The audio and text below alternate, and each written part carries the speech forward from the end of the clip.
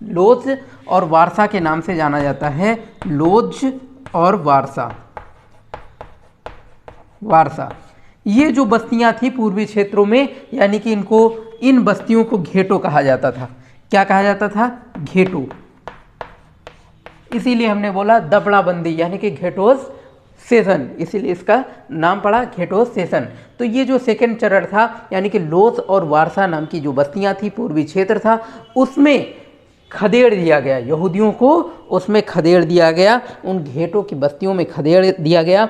वो बेहद पिछड़े और निर्धन इलाके थे। निर्धन मतलब बहुत ही गरीब बस्तियां थीं। घेटों में दाखिल करने से पहले यहूदियों की सारी संपत्ति छीन ली जाती थी और फिर घेटों बस्तियों में वंचना, भूखमरी और गंदगी, बीमारियों से व्याप्त सारी बस्तियां थी, उसी में उनको रहने दिया जाता था। और फिर तो इस प्रकार से ये सेकेंड चरण जो दबड़ाबंदी कहलाता है ये हुआ और यहूदियों को खदेड़ दिया गया। निर्धन गरीब जो कि बस्तियां थी उसमें खदेड़ दिया गया और उनकी सारी संपत्ति जब्त कर ली गई, उन्हें मरने के लिए छोड़ दिया गया एक प्रकार से। और फिर तीसरा चरण आता है सर्वनाश का, जो 1941 के बाद होता है।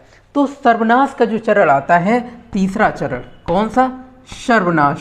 वो चरण क्या कहलाता है? सर्वनाश का। तीसरा चरण आता है सर्वनाश का। सर्वनाश यानी कि तुम्हें जीने का अधिकार नहीं है, जीने का ही अधिकार नहीं है। पहले चरण में हमने देखा कि तुम्हें हमारे बीच नागरिकों की तरह रहने का अधिकार नहीं है, और नागरिकों की तरह रहने के अधिकार में यहूदियों को सरकारी सेवा से निकाल दिया गया, यहूदियों को विवाह पर पाबंदी लगा दी गई जर्मनों से, और यहूदियों की सारी संपत्ति जब्त कर ली गई, यहूदियों को झंडा फहराने पर पाबंदी लगा दी गई। इस प्रकार से पहला चरण होता है। फिर दूसरे चरण में हम देखते हैं कि तुम्हें हमारे बीच रहने का अधिकार नहीं है, यानी कि हमारे बीच रहने का कोई हक नहीं, और फिर उन्हें अपने घरों से निकाल दिया जाता है और उन्हें घेटों की बस्तियों में भेज दिया जाता है। वो भी उनकी सारी संपत्ति जब्त कर ली जाती है और उन्हें उनके गले में एक पीला सितारा, जो कि घेटो डेविड नाम से एक पीला सितारा जो कि गले में लटकाना पड़ता था, उनको अलग पहचान बतानी पड़ती थी और फिर उनको अलग बस्तियों में भेज दिया जाता है। इसके बाद जब तीसरा चरण आता है सर्वनाश का,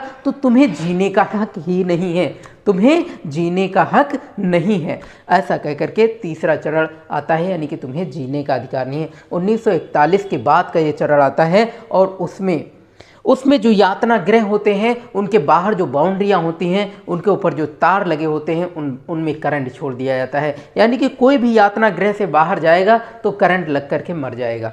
और हम देखते हैं कि बड़े बड़े गैस चेंबर बनाए जाते हैं जिसमें जहरीली गैसें भर दिया जाता है। फिर समूचे यूरोप में जो यहूदी मकान होते हैं, यातना गृह, घेटो बस्तियां, जो एक तरीके से हमने देखा था कि जो घेटो अभी हमने देखा, लोज और वारसा नाम की जो बस्तियां थी, हम तीसरे चरण की बात कर रहे हैं।